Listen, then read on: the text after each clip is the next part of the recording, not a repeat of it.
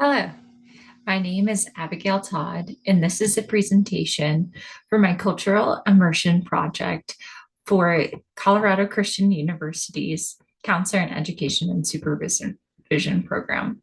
Thank you for taking the time to review this presentation. To begin, I want to take a minute to overview my cultural immersion project.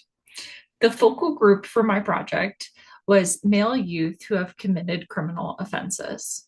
I was able to partner with a local community organization called Gateway Residential Services. At Gateway, the youth involved in this program had been sentenced to mandatory commitments through the Division of Youth Services and live on the site where they receive behavioral, mental health, and educational services. On average, there are about 8 to 10 youth at a time living at Gateway. For the interview portion of my cultural immersion project, I interviewed Gateway's executive director, Marnie Lyons. Marnie is an LCSW. Marnie has been working with Gateway since 2002, and she was able to advise me that one of the things that they really needed help with, that I would be able to help them with, was creating a packet for the youth who were leaving. She explained that this was necessary because oftentimes youth are released for one of three reasons. One, they turn 18 or 21, dependent on what their timeline looks like and what their commitments are. Two, they complete their sentence. Or three, the court determines that they're eligible for release. Regardless, they are often leaving to what Marnie considers unstable and environments that are set up to fail. Many times these youth have probation requirements or other requirements that they need to follow through with, or just things like needing a job to have an income so that they don't engage in further criminal activity. Therefore, Marty asked that I set up a packet to be specifically handed to the youth on the day that they are released. She indicated to me that oftentimes these boys do not have phones, they don't have reliable transportation, they don't have people who can help them get from point A to point B or navigate their appointments. Therefore, I created a packet, which I have attached to this presentation, that provided information such as how to access and apply for health insurance, government assistance, how to get a free government phone, how to access public resources such as the library, legal aid, the food pantry, employment tools, and a phone directory with several important phone numbers and contact information for local community resources.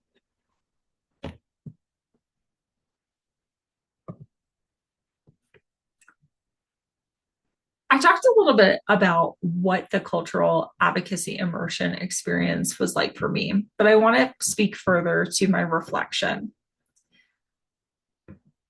Specifically, I want to talk to you about what I liked most and what I liked least about the cultural advocacy immersion project.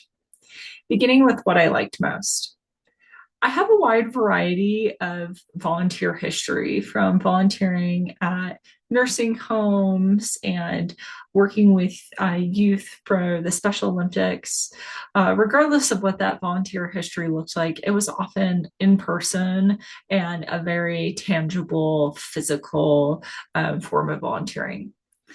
What I really enjoyed about this project was being able to use my intellect and sharing what I know from a much more professional standpoint, which was how to access resources, how to communicate them well, how to form a simple and straightforward packet with my computer and Google that is able to have long-standing effects for the youth at Gateway Residential Services. So it really enjoyed engaging in an intellectual form of volunteering, and I'd never done that before. In contrast, what I liked least about this project was after I submitted the packet to Gateway, I had never heard back about if it was useful, if they enjoyed it, if they wanted to modify it, if it was totally off base. I just never got any feedback. And so that was difficult for me. Both of these things, what I liked and what I didn't like, really speak to me as a person and allow me to reflect on the fact that I really seek and sought in this project a little bit more personal validation. And I wanted my intellect to be viewed as useful. And when I got no feedback, it appeared to me that it went unappreciated. This is so important for me as I step into the counselor educator role and really reflecting on how feedback can be so meaningful to the people who I might be able to serve in the future, such as my students, supervisees, or mentees. As I previously mentioned, the resource packet that I made was for youth who are discharging Gateway. While I was making this packet, I envisioned what it would be like if I were an 18 to 21-year-old boy who lived in an unstable family and lacked resources. Well, I can never really imagine what it's like to be an 18 to 21-year-old boy. I can speak to what it's like to be a troubled young person. As my own youth was very difficult, and that difficult experience and the nature of those experiences have propelled me to be a counselor. That reflection itself really made me curious more about the suffering of other people, what it's like to not have anyone to call you when you get released on this day of celebration and theory. And really, it's just the door into the potential unknown of how are you going to eat? Where are you going to sleep? Are you going to be safe? And those questions are really deep when you think about it. And that's deep as an adult. And so hard to imagine what a youth might be feeling at those times. So that was a huge takeaway of emotional reflection for me throughout this project.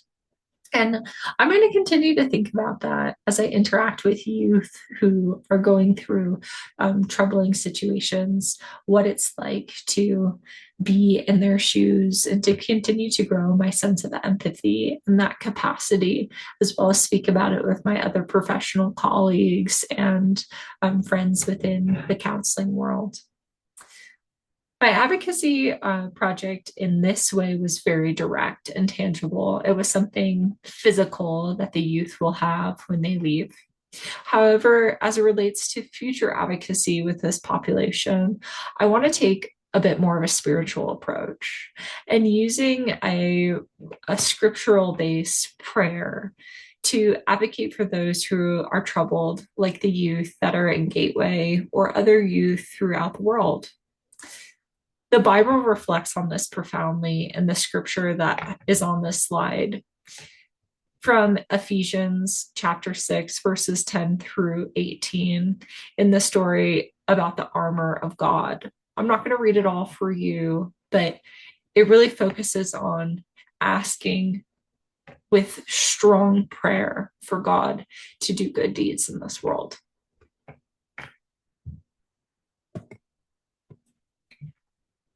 Future advocacy and engagement.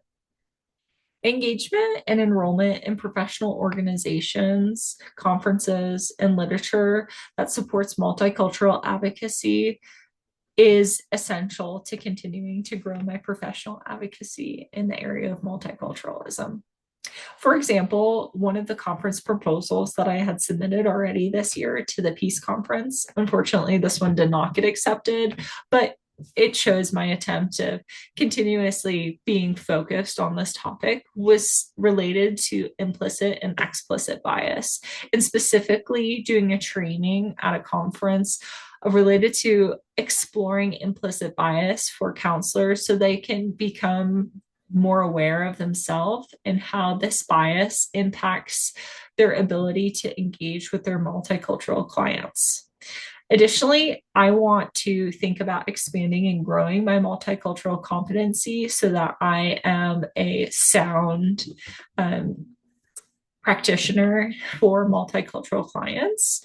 And to do that, I have partnered with Violet Health, where I have a subscription to do multicultural counseling CEs.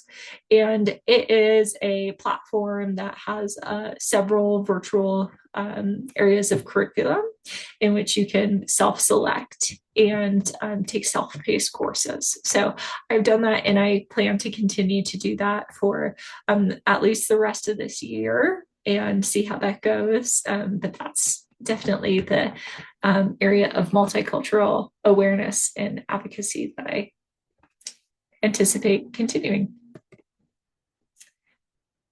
As it relates to teaching multiculturalism and counselor education, one tool that we utilized during this course was the use of role plays in a triad.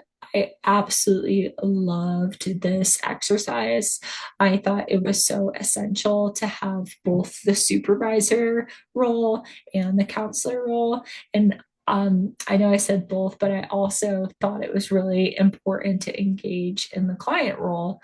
It was amazing to hear the perspectives of my fellow students. And I think that that specific experiential role is one that I would absolutely use in a future course that would be teaching a topic such as multiculturalism and counseling. My hope would be to teach my students how to be more comfortable and engaging with topics that they're not so familiar with speaking about, such as areas of talking about race.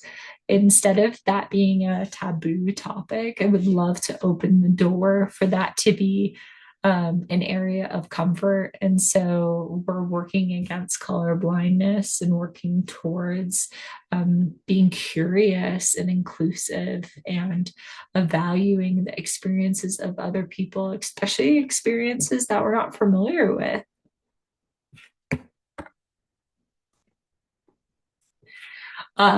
This topic of multicultural advocacy for male youth offenders does not directly correlate with my dissertation topic, as my dissertation topic largely focuses on the experiences of counselors. As such, there is some potential overlap, which is that my interest continues to be helping other people grow and to have healthier, more balanced lives. And my dissertation focuses on what kind of holistic resources there are for counselors. And this project really focused on what sort of community and social resources there are available for the youth in my community. One area that I think is really interesting that came up with doing the annotated bibliography and also in comparison to the research related to my topic for my dissertation was this component that there is not a lot of studies on equine therapy in general, but also the studies that there are do represent that there can be an increased level of social awareness and social responsibility. And therefore, a great future research study would be studying youth who are committed and their experiences in engagement with equine assisted psychotherapy, and to see if there is any impact as it relates to specifically social responsibility. So that would be a great future research study. Okay, to conclude, engaging in this cultural advocacy immersion project opened my eyes to multiculturalism in a new way. I live in a super rural community, and so thinking about how I could find a multicultural organization to partner with in such a rural place really made me think about things that weren't necessarily in the typical box for what multiculturalism looked like. And I'm so glad I did that because I was able to partner with Gateway, which was such a wonderful program. I was able to interview Marnie, who was a extremely informative and well knowledgeable clinician, and I was able to use my talents and skills to provide a resource to individuals who are clearly disadvantaged. I hope in the future to be able to continue to destigmatize male youth and other youth offenders. Their crimes are crimes in youth. And I think it's so important with the Christian values to think and to amplify what forgiveness and salvation is. And what better time than now to really focus on that as Easter is approaching very near and thinking about the sacrifice that God made for all of us. And that sacrifice was for forgiveness. And that really hones so true as it relates to having a outlook of positivity and inclusion for the youth that have committed crimes and for all multicultural peoples and topics that there are. Okay, thanks so much for watching my presentation. I'll pause just for a second on the references.